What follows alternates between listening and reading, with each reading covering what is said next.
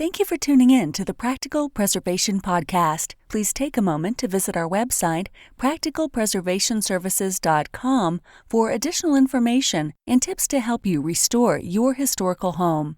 If you've not done so, please subscribe to us on iTunes, Stitcher, or SoundCloud, and also like us on Facebook. Welcome to the Practical Preservation Podcast, hosted by Danielle and Jonathan Kepperling. Kepperling Preservation Services is a family-owned business based in Lancaster, Pennsylvania, dedicated to the preservation of our built architectural history for today's use as well as future generations. Our weekly podcast provides you with expert advice specific to the unique needs of renovating a historic home, educating by sharing our From the Trenches preservation knowledge and our guests' expertise, balancing modern needs while maintaining the historical significance, character, and beauty of your period home.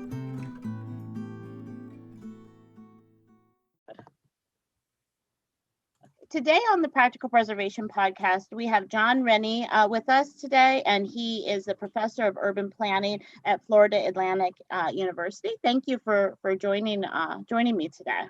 My pleasure. Yeah. So tell me a little bit about your background. So I'm a professor in urban planning at Florida Atlantic University, FAU. I also run our undergraduate programs. We have two. One is in urban design, and one is in urban and regional planning. And I run also a research center at FAU called CUES, the Center for Urban Environmental Solutions, which has been around for almost about 50 years. And we work with, various types of federal and state agencies we do work with. We have research funded by the MacArthur Foundation and the Kresge Foundation. And it's all about trying to look at smart growth, sustainability, resilience, quality of life issues. And such a big part of that is historic preservation, because Florida, especially the east coast of Florida, was settled around the train line that Henry Flagler built back in the late 1800s, early 1900s. And they still form the basis, the backbone of our region. Before I moved to Florida about 4.5 years ago, I was a professor at the University of New Orleans. And while I was working in New Orleans for about 11 years, I moved there right before Hurricane Katrina and was involved for many years in recovery, rebuilding of New Orleans. And then my wife and we personally got involved by buying a house built pre-Civil War in the Lower Garden District that we restored ourselves. And we, hired contractors to do some of the work, but we actually learned a lot of the trades ourselves: plumbing, electrical, plaster, carpentry, you name it. We did it. And so I have a deep love for historic preservation. And when I moved to Florida, what we looked at when we started looking for neighborhoods was historic districts. And so we ended up buying a house in Flamingo Park in West Palm Beach, which is one of the oldest neighborhoods in South Florida. I love that name. Yeah, our house was built, I think, in 1926, and it's a very walkable, human-scaled neighborhood, close to everything. We bike, we walk, and so I like to practice what we preach to the greatest extent possible by trying to live a lifestyle that is not, as we try to live the car-free lifestyle. Though with 3 kids, I have to say that's kind of impossible nowadays. You still need a car. Yeah, and you have to get yourself, or you have to get them to all the places they need to go to that aren't just right in the neighborhood. Yeah, and pre-COVID, our kids are home right now with virtual schooling, but we live about 2 miles from school, so I bike the kids to school. I often bike to what's called Tri-Rail, which is a commuter train here in South Florida, and I put my bike on the train and I take the train down to West Palm Beach, and take the train from West Palm Beach to Boca Raton, and I can bike to my office. And so it's nice. I mean, we try to instill in our children, kind of these values that we have, and including preservation, because every summer we go back to New Orleans for at least 3 or 4 weeks, and we do repairs on our house. And my oldest son, who's in 2nd grade, he's 7 years old, he's just developed a huge love for fixing things, and he loves tools. So every year for Christmas and his birthday, we buy him tools. And when I first started, we started buying him kiddie tools that were plastic and junk. And then I said to my wife, why? Let's just buy him real tools. So I actually buy him real tools for Christmas, and he's developing a nice collection and developing his interest in historic preservation. I think that's great. And I think about oh no, that could be dangerous. But I also think I know some of the Waldorf and the Montessori schools are into encouraging children to do things that we might think are dangerous, just to kind of let them test their own limits. And I think that there's some wisdom there. Oh, exactly. Yeah. I mean, in fact, our neighbor, Gus, who my son really looks up to, Gus is, kind of, in his I think he's in his mid 60s, and he buys my son new tools every time we go, and they work on projects together. Yeah. So his first tool was a coping saw, and he was using his coping saw when he was 4 or 5 years old, and he's never cut himself with it. He's very responsible with it. So I think there's something to that Waldorf Montessori method. Yes. So tell me a little bit about the Center for Urban Environmental Solutions. So CUES has been around for a long time, about 50 years. And it was started by now a very legendary, I don't know if he was a urban planner, but he was a professor in political science, and had a number of very senior roles, both at the university as well as in the state. His name was John DeGrove, and he, at one point, I think he was a secretary of the state agency that oversaw planning and growth management in Florida.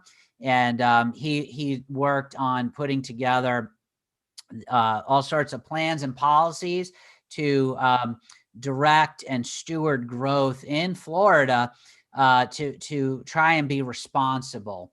And, in honesty, I think a lot of the plans and policies that were put into place in the 70s and 80s were well-intentioned, but ultimately had some really adverse outcomes that our state now faces. So, for example, this concept of infrastructure, adequate infrastructure concurrency with plans, right? So the idea was that as a developer is going to build a new subdivision, they weren't necessarily allowed to develop a subdivision unless they would either build or put money into a pot to make sure the roads could handle the traffic generated by that. And so what we now have, in 2020 is a region of these ultra wide roads that are so inhospitable for bicyclists and pedestrians. And, Florida has, is number 1 in the state for, bicycle and pedestrian fatalities. And so we are constantly having to revisit our policies, and that's kind of what we do at CUES. Is we try to think, how do we retrofit our community to promote more sustainable outcomes. We look at environmental issues and quality of life and economic outcomes.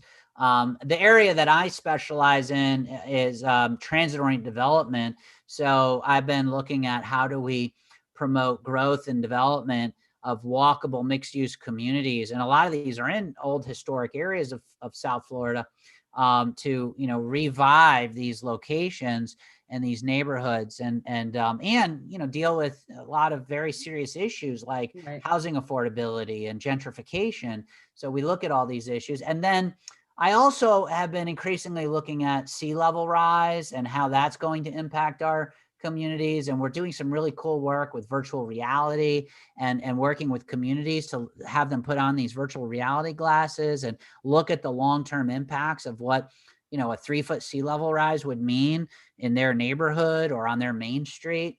And so Las Olas Boulevard, which is the historic main street for Fort Lauderdale, is an area that we've completely modeled in virtual reality. So you can see what a 3-foot sea level rise impact would be like on, that historic Main Street in Fort Lauderdale.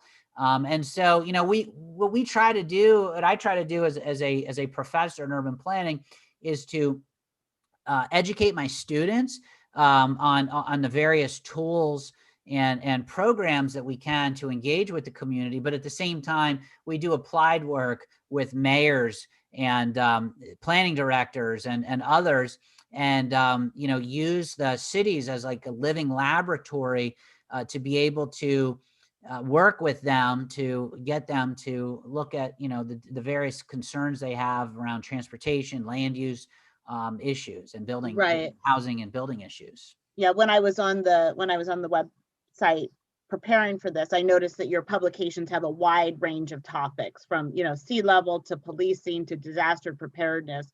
And I was thinking, how does it all fit together? But I think that it does, if your goal is to make a sustainable, just living for everyone. I think that all those things do fit together. Yeah. Yeah. I would say, if I boiled it down, I'm a land use and transportation planner, and I look at how land use and transportation systems interact with one another. And historically, for thousands and thousands of years, we have built cities around people. And, we have, really in the last 200 years, started to change how we build our cities. Really, it's been in the last, 60 to 70 years that, we've redesigned our cities to be built around automobiles. And I just saw this amazing documentary on Netflix. I think the guy's name is David Attenborough, who does like the Our Planet series. And, what we've done over the last couple hundred years is we have really lost touch of how people should be the focus for our communities and our cities and our regions. We've just destroyed nature. We've destroyed species. We have a lack of biodiversity. And so in order, I think, for us to, go back, I mean, we're not going to be able to, get rid of cities. Cities are here to stay. And cities can be very sustainable. I work with a professor at a University of Virginia named Tim Beatley, who promotes this concept called biophilic urbanism. And that's bringing nature back into cities, bringing in more landscaping, vegetation, even, buildings that have green incorporated into the structures themselves. And you're seeing more and more of that. And, that could be used to generate sustainable energy, renewable energy, solar, wind, geothermal, and really just to try to begin to reduce our impact on nature. Mm-hmm. And I would say what I love about historic preservation is that really, if you look back at our history, and I love going to Europe and play Asia. I've lived, I've traveled all around the world. And what you find, at least for me, is that the places that are historic are so much more interesting, and they are so much more sustainable. And so we just kind of need to go back to that. Yeah. Yeah. And I think too, like when we talk about like energy efficiency in historic buildings, I always try to remind people, these buildings were built before energy was easy to get and cheap. So, they're inherently, going to try and keep you cooler in the summer and warmer in the winter, because they didn't have, they couldn't just go turn the thermostat on. Absolutely. In fact, my house is built out of a terracotta clay block. It's called Spanish hollow tile.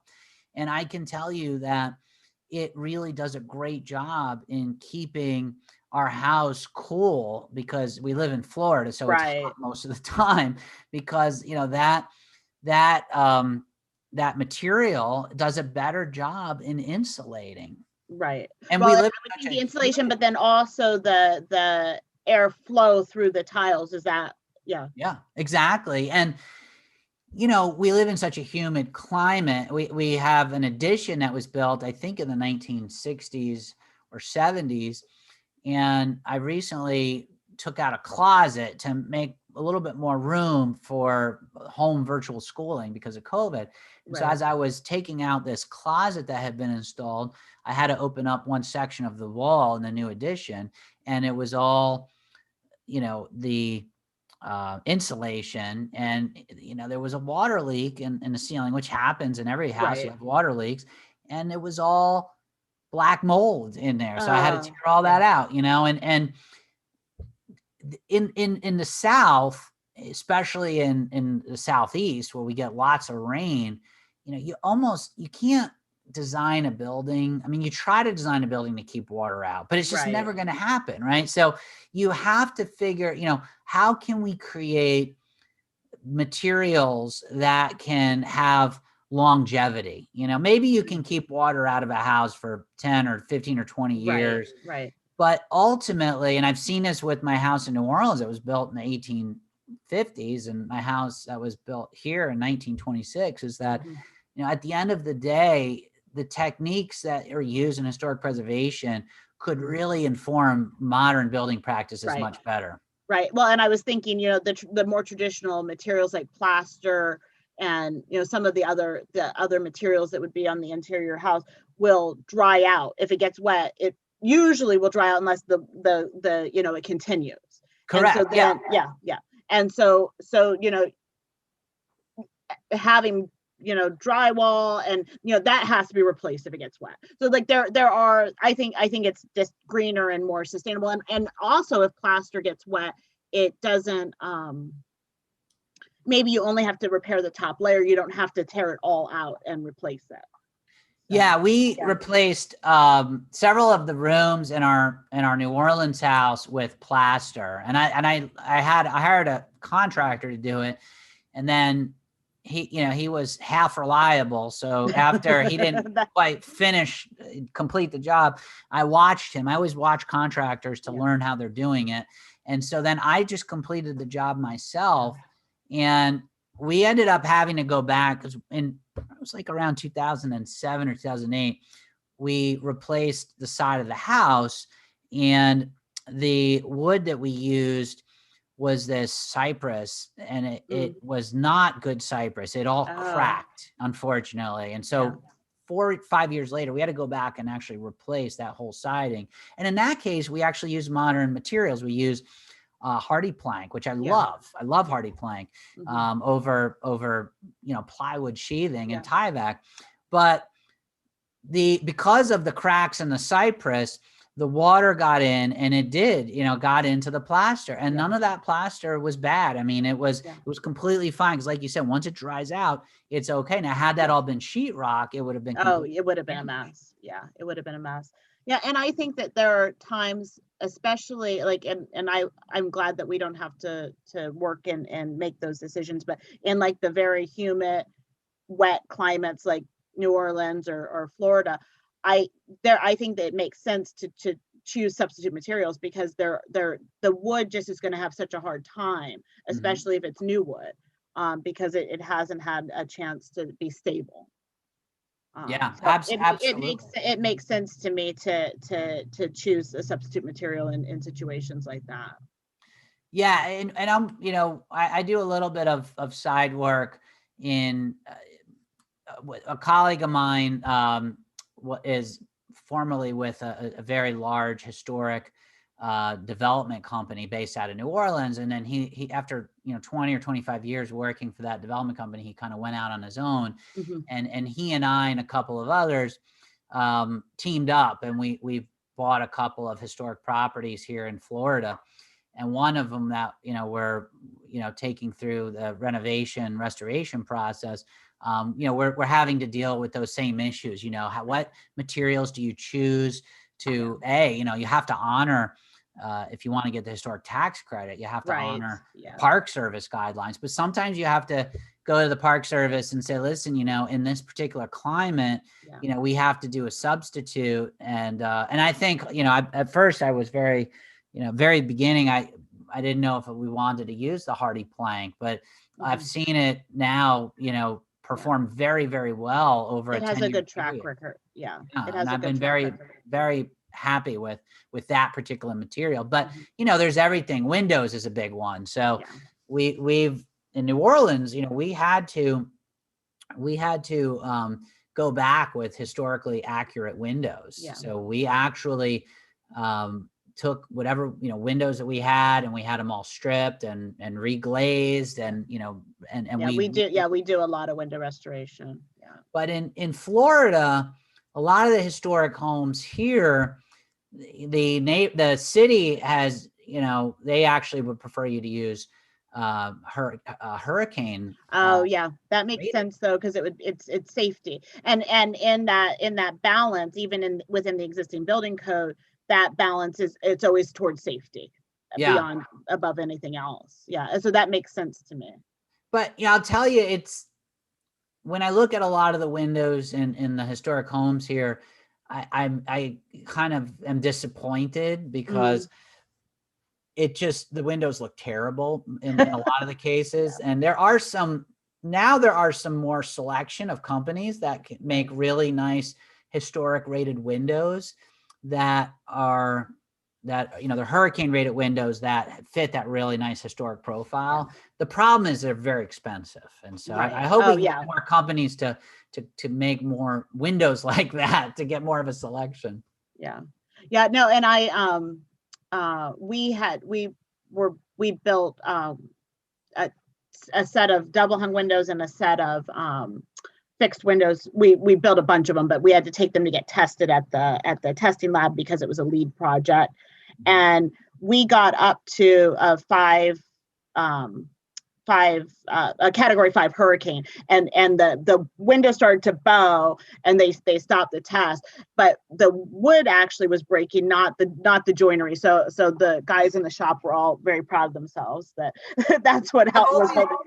I've always wondered this. When you do that, and you go into the lab and they basically are breaking your windows to make sure that they're hurricane rated, then do you have to can you still use those windows, or no? They kept them.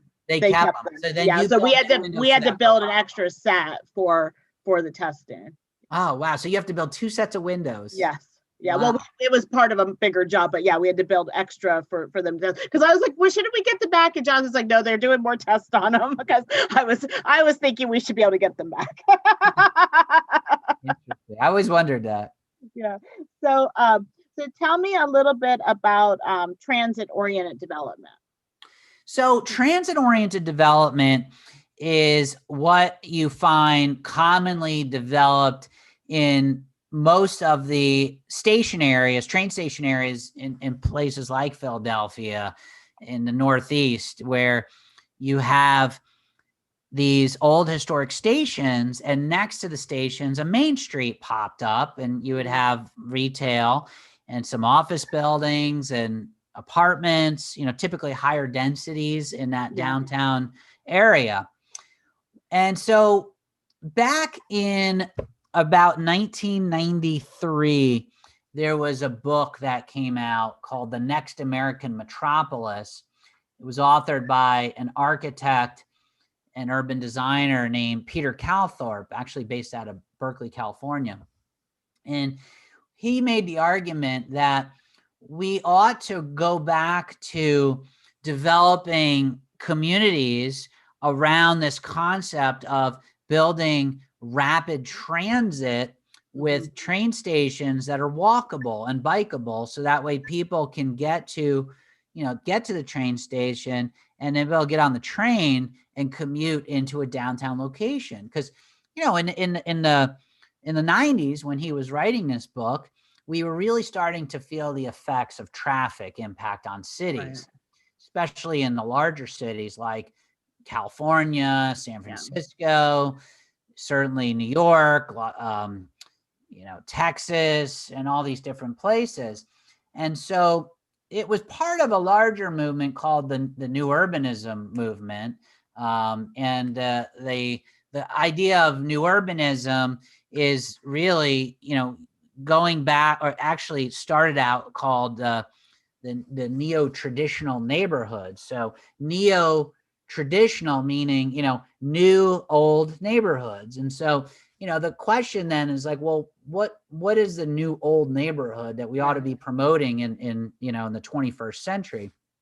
And really the concept is around building neighborhoods around people and allowing the densities to be able to support mixed use without having to get in your car and drive to places, and being able to have effective public spaces that would allow people to enjoy greenery and nature, but not necessarily have everyone needing to live on a 1 acre lot, right? Yeah. So if you create more of a dense land use pattern with townhomes and duplexes and fourplexes and apartment buildings and a mix of use, like was prevalent before World War II, right? And that pattern of development we should really consider for promoting more sustainable outcomes in the 21st century. And if you look at other countries like in Europe and in Japan, they have been pursuing these sorts of development policies throughout the 20th century. And so you can look at Scandinavia, look at what they've done in places like Copenhagen or Stockholm, and and you don't even really have to even look overseas. You can look at Boston, New York, Chicago, and San Francisco, and back in the 90s, we were beginning to experiment with using rail as an alternative to highway expansion. So Portland, Oregon was one of the first regions that rejected federal money to build a new highway expansion and said, we're going to put in a light rail system instead. And then that became very successful. And ever since, Portland's become, a national leader in these sorts of issues. So what I've done in my research over the last 20 years is to examine these locations. There's, about 4,000 to 5,000 train stations around the United States. Not all of them are transit-oriented developments. In order to be a transit-oriented development, you have to be walkable, mixed-use, compact, and so only about a third of these stations around the country meet the definition of being a TOD, whether it's historic or like a brand new location, like for example in the DC area. There's a lot of good examples of newer stations that were built in the last 20 years that have grown up and built a modern TOD. And so anyway, when you look at all these places and the patterns, you find that the vast majority of trips in these particular locations are made in walking, biking, and public transit, and only maybe 20 to 30% of trips are made in personal automobiles. And that was even really before Uber, right? Now with Uber, you got. Oh, I'm sure that makes an impact too. I hadn't even thought about that.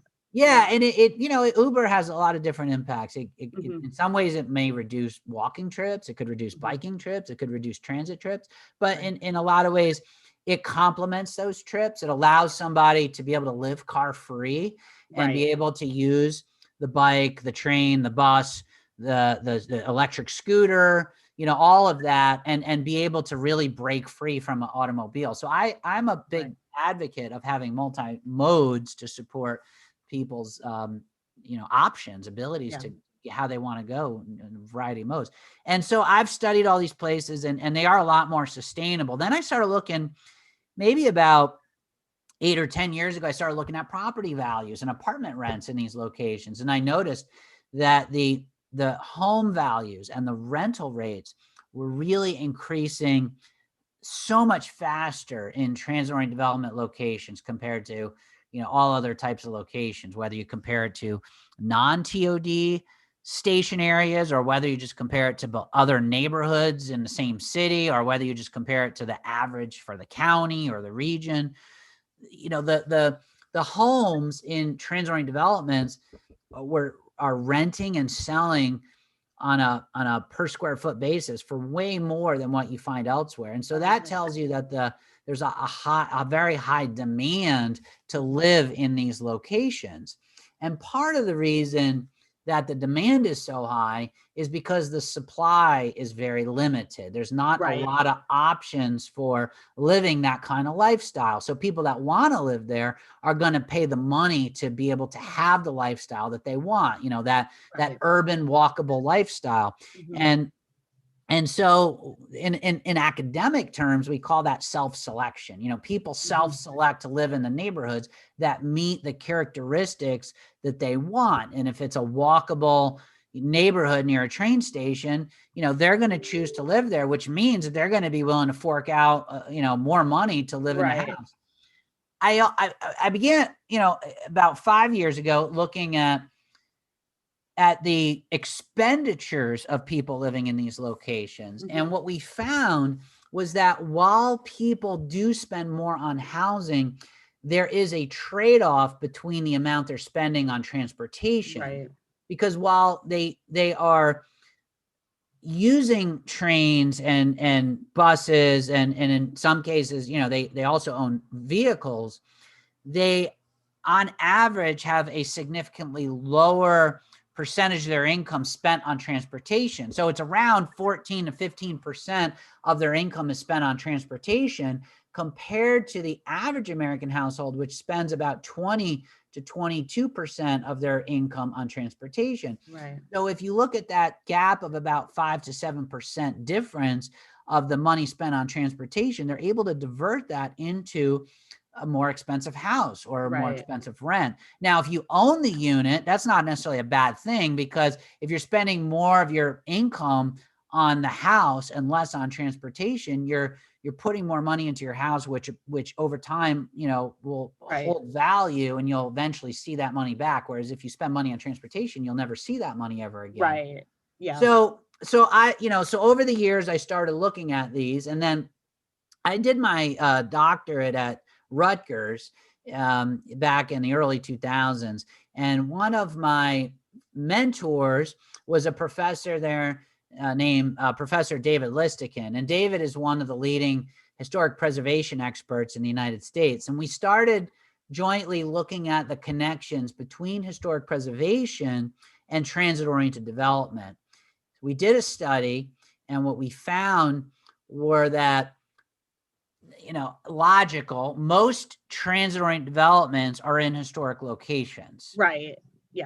And so the other thing that we looked at is that because of that connection, there is a lot of planning incentives, financial incentives that goes along with trying to either preserve that neighborhood around that train station. And in some cases, we found that local incentives led to a greater incentive to demolish historic structures. So I'll give you one example of both, if that will help. One example of how an incentive can help to demolish a historic structure was exemplified in a factory in Denver, Colorado called Gates Rubber Factory. It was, I think, one of the first factories in the United States that made rubber hoses, rubber belts and hoses for automobiles. And it was this large factory that was demolished about 10 years ago. And it was right next to a brand new train station. And the city of Denver had created a financial improvement district around the station, which included this historic factory, that allowed the developer for that piece of property to be able to use tax increment financing on both the sales tax generated as well as the property tax. Now, that wasn't necessarily the reason why that factory building was demoed. There were other liability issues around contamination and things of that nature. Because of the rubber. Because of the rubber. But there was a historic preservation developer that wanted to preserve that building and turn it back into commerce. And it was ultimately demolished, I think, because the landowner was afraid of the liability associated with it. But one of the factors that made it more valuable as a raw piece of land was this tax increment financing district. Right. And the seller of the the Gates company who was selling that site, felt it was less liability on them to demo it and clean it, and B, it would be more valuable as a vacant piece of property because you could put in more commercial, which like for example, a big box Target is going to generate a lot of sales tax. Now, should that be next to a train station? That's a whole different point of debate. But the point is that these incentives can lead to demolition. Now, in a lot of cases, we also found there were incentives and tax benefits, for preservation that led to the preservation of buildings. Mm-hmm. And so we found examples of that around the country. And in some cases, we did find that there is a conflict between the need for increased density around these stations and the lower density historic structures that exist. But we recommended in our study, that tools like transfer of development rights and other common tools used in historic preservation be implemented to try to preserve these buildings and put the development density in portions of that station area that don't have structures on it. In a train station area within a 5 to 10 minute walk, say a half a mile, which is about a 10-minute walk, encompasses about 500 acres. So, if you have historic structures in that neighborhood, within 500 acres, you could find lots of receiving zones to be able to put density in places that don't necessarily threaten historic structures. So, I was very much enjoyed that work because it was an opportunity to work on two things that I really love, looking at transit development and historic preservation, and to look at the various issues and tensions, and to be able to make recommendations to hopefully help cities and developers be able to better figure out how to achieve both goals, with the same project. Right. Do you find that the majority, and I guess this kind of is my next question, but do you find the majority of city planners and people who are working in this field are also want to help put ordinances or guidelines in place to help preserve, or is it kind of like a byproduct? Do you think that's like usually a goal? Well, it's a really good question, and I'll give you my 2 cents on what I see is I do think that most planners understand historic preservation, because it's something that we cover in a lot of our coursework when you go to school for urban planning. But at the same token, planners don't necessarily have a lot of power in cities. It's a lot of the local. They just give recommendations. Is that pretty much?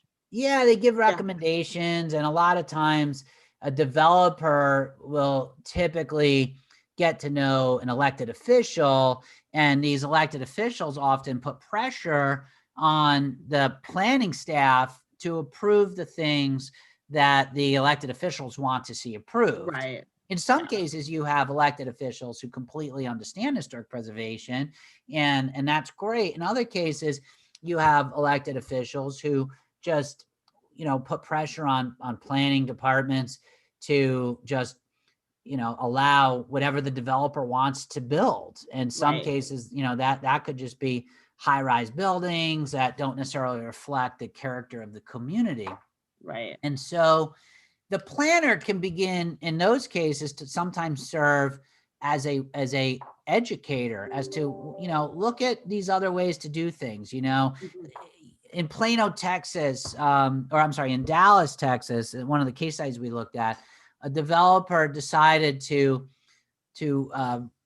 preserve a whole bunch of buildings and was able to reap the rewards, from the various incentives that went along with that. And those incentives could be federal incentives, they could be state incentives, they could be local incentives.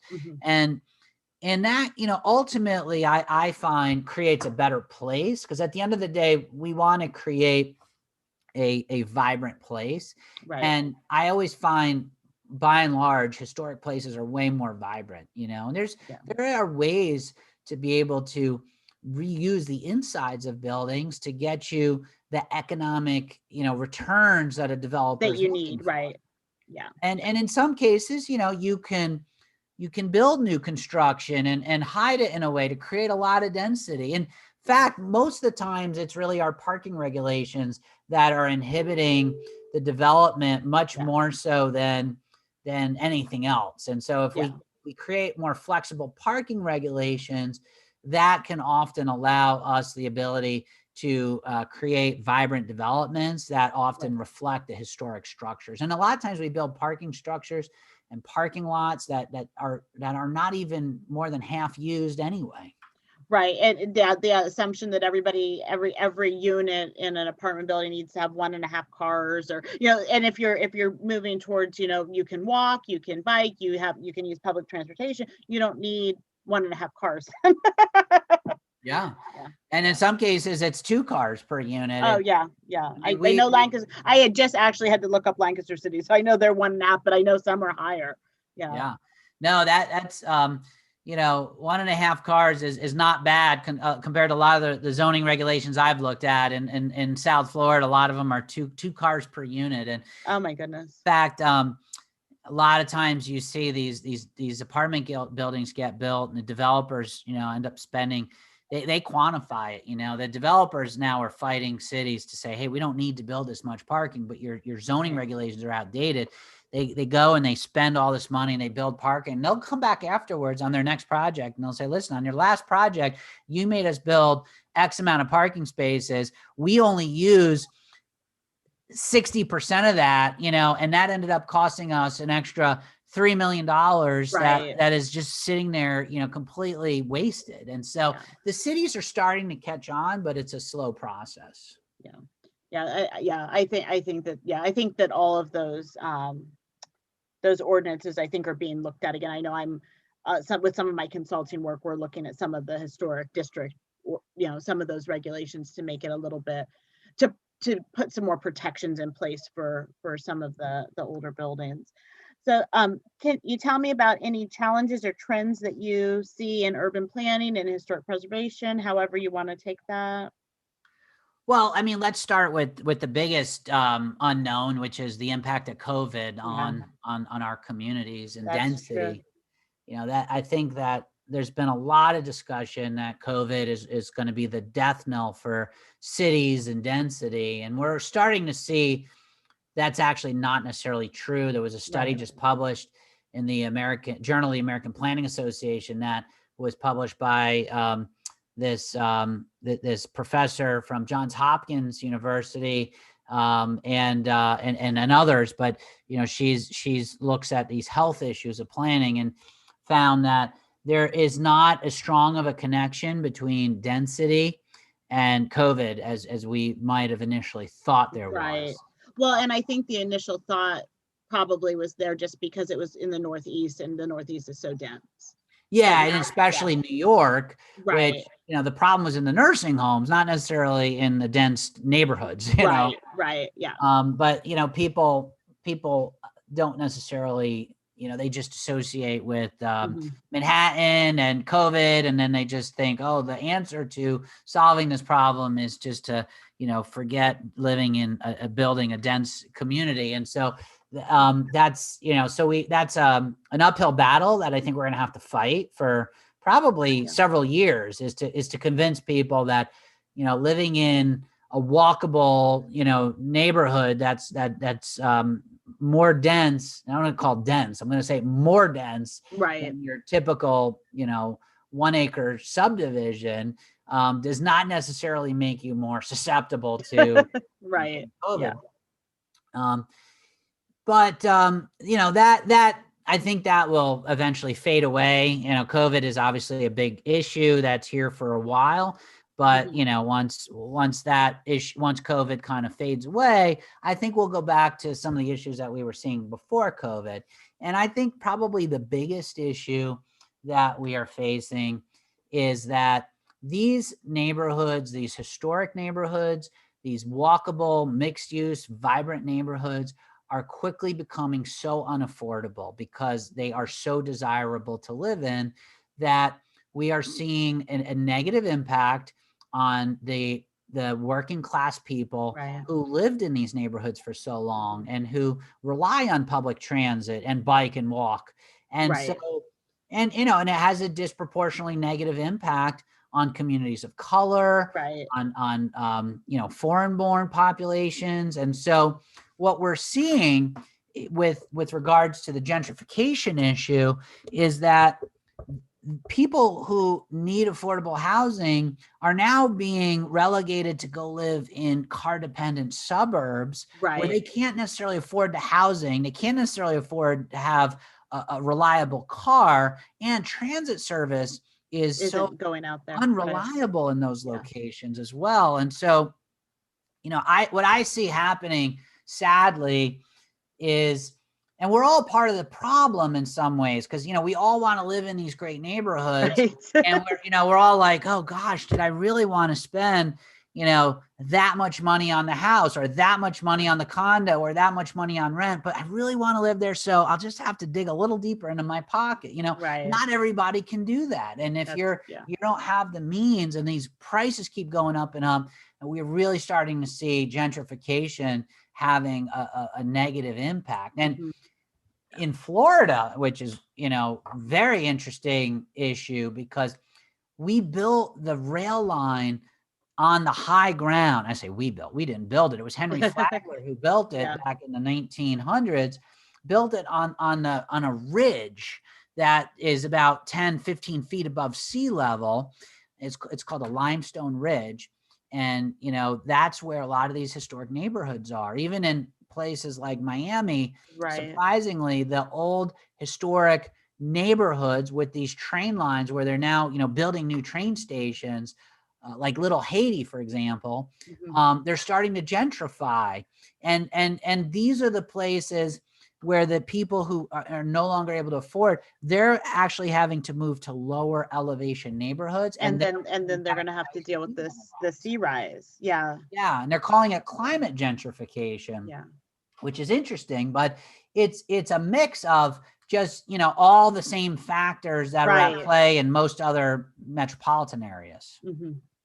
Yeah, that's really interesting. I hadn't realized that, but because when I see the maps of like what's going to happen to Florida, it looks like it's all going to be underwater. But I guess if you're up high enough, you won't be. And then you have, I mean, it really depends on where you live, what county you're in. A 2 to 3 foot sea level rise is going to have pretty dire consequences to Miami-Dade County and Broward County, and certainly Monroe County, which is the Keys. I live in Palm Beach County, about 60 miles north of Miami. And generally Palm Beach County is a bit higher compared to the Broward and Miami-Dade counties. But, even in like Fort Lauderdale and in Miami, the historic neighborhoods that for many, many years, even to this day, are generally blighted neighborhoods and that are, still kind of going through a bit of a renaissance. They are on that higher ground because they're on that historic ridge where that train line was built and first settled. These places were the neighborhoods that were overlooked back during the 60s and 70s and 80s when, people were rushing away from cities to go live in suburban gated communities. And now, I'm in my mid 40s, and ever since I kind of graduated college in the late 90s, I've always seen my generation, flock towards cities, not away from cities. But we all, my generation, our parents were the ones that left cities, and we all grew up in the suburbs. And then, and I saw some lectures over the years where people say, just look at the predominant television shows of our times, in the 70s, you got these sitcoms like the Brady Bunch and whatnot that are all set in suburbs. In the 80s, a lot of the sitcoms were set in suburbs. But by the time you get into the mid to late 90s, they're all in all of a sudden it's the urban sitcoms. And that was my generation's desire, was to kind of go into the city and live there. And even now, like, I find my generation, has children. There are certainly a large segment of my generation that have left the city to go buy a large house. But I live in a neighborhood that predominantly has homes that are about 1,500 to 2,000 square feet, 15 to 1,800 square feet. And you would be shocked at how many families with young kids are moving into these small homes and saying, I would rather live in a small home in a great location than to go live in a big home where I have to get in my car to go everywhere. And that makes sense to me. And then I was thinking also from a cleaning standpoint, that's a lot less to clean. Yeah, and even though my house is small, it still seems like it's impossible to keep clean. I think it's just an ongoing struggle.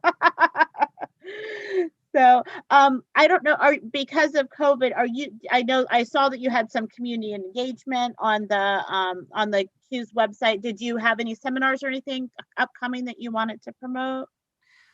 Yeah, we are actually doing we're doing a movie screening called Coastal Cities that's going to be looking at this issue of sea level rise and the its impact on cities. And it's a documentary that was produced by that professor I referenced earlier from the University of Virginia, Tim Beatley. Yes. That's coming up on November 19th. November 18th. Okay. Yeah. And so you can go to our website, cues.fau.edu. That's CUES.fau.edu to get more information. I'll make sure we have a link to that on our site where the podcast is so that people can absolutely. find it. And I don't even know, honestly, if it's on the homepage, but it is. Yes. November 18th from 3 to 5 p.m. Eastern. Planning Ocean Cities, and it's going to be a good program. So I definitely encourage you to do that. And then go on our website, follow us on Twitter, and or sign up for our newsletter, and keep in touch with what we're doing. We try to do a number of these these forums where we have speakers and cover really interesting topics. And now with this virtual age, we're doing more of these lectures virtually. Yes. Are the newsletter sign up, is that on your website too? The newsletter sign up should be on our website, but we have a new website and I don't know yet. Okay, that's fine. It is. If you go to our homepage, Okay. It'll redirect you. When you go to cues.fau.edu, it'll redirect you to our new website, but you can put your email address in towards the bottom. There's a box and you can subscribe to our newsletter. Okay, very, very good. Well, I'll make sure that those links are on our site. Thank you very much for joining me. I felt like I learned a lot. I don't feel like I know enough probably about planning as I should. So I appreciate your time today. Well, I enjoyed this. And if you ever want to chat again in the future, I'd love to. So thank you so much. Yeah, very good. Thank you. Thank you. Thanks for listening to the Practical Preservation Podcast.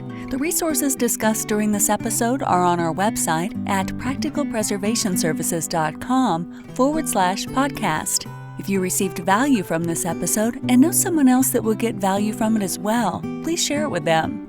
Join us next week for another episode of the Practical Preservation Podcast. For more information on restoring your historic home, visit practicalpreservationservices.com.